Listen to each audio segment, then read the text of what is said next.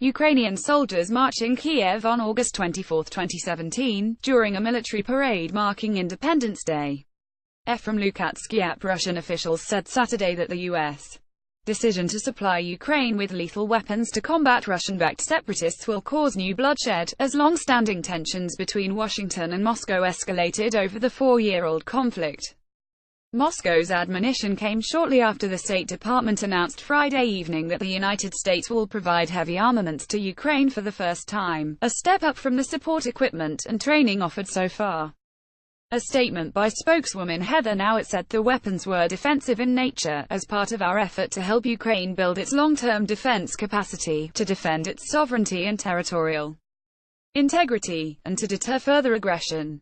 On Wednesday, Washington said it had approved an export license allowing the sale of light weapons and small arms to Ukraine from commercial U.S.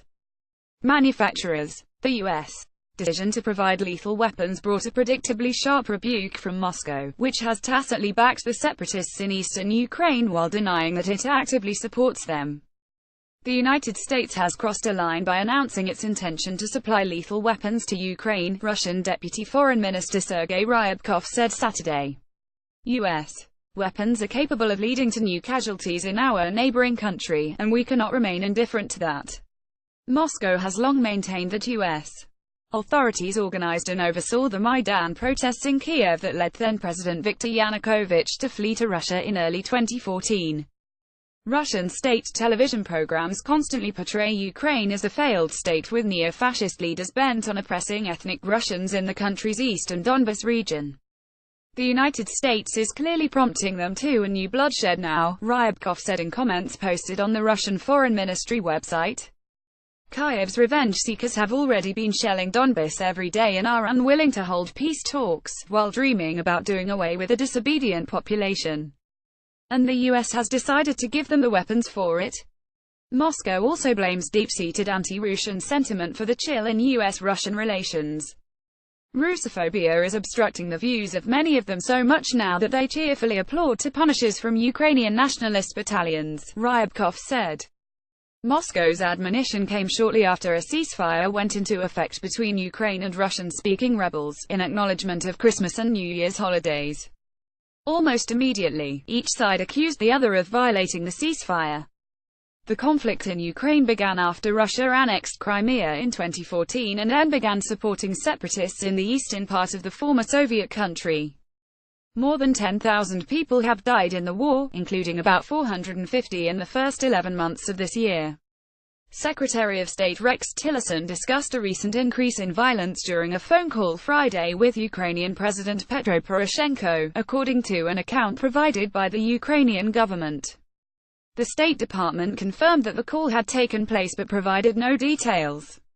The Ukrainians said Poroshenko thanked Tillerson for the continuation of U.S. sanctions against Russia and for the consistent support of Washington regarding the increase of Ukraine's defense capacity. It also said Tillerson reassured him that U.S. support for Ukraine would continue. Russia has denied sending troops and heavy weaponry to eastern Ukraine, but the United States says Moscow is providing arms, training and troops to support the separatists.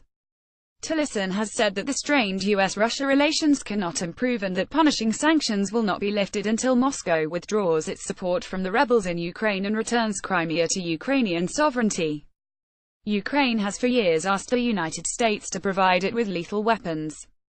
The Obama administration considered providing heavy weapons but balked, fearing such a move would further inflame the conflict. Among the equipment Kiev most seeks are Javelin anti-tank missiles. The State Department said the U.S. assistance is entirely defensive in nature, and as we have always said, Ukraine is a sovereign country and has a right to defend itself. In Moscow, a leading Russian lawmaker also spoke out against the U.S.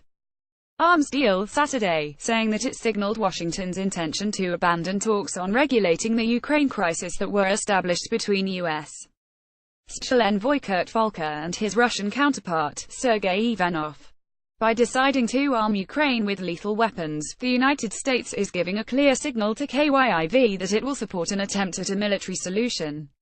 Alexei Pushkov, a member of the Defense and Security Committee of the upper house of the Russian parliament, tweeted on Saturday. Volker might as well take a vacation. More measured voices in the Russian capital also cautioned that the U.S. decision could lead to an escalation of the Ukraine crisis. The provision of U.S. lethal arms for Ukraine will change little on the battlefield, but it marks Washington's deeper and more direct involvement in the conflict, Dmitry Trenin, director of the Carnegie Moscow Center, commented on Twitter. An important line has been crossed, and it probably won't stop there.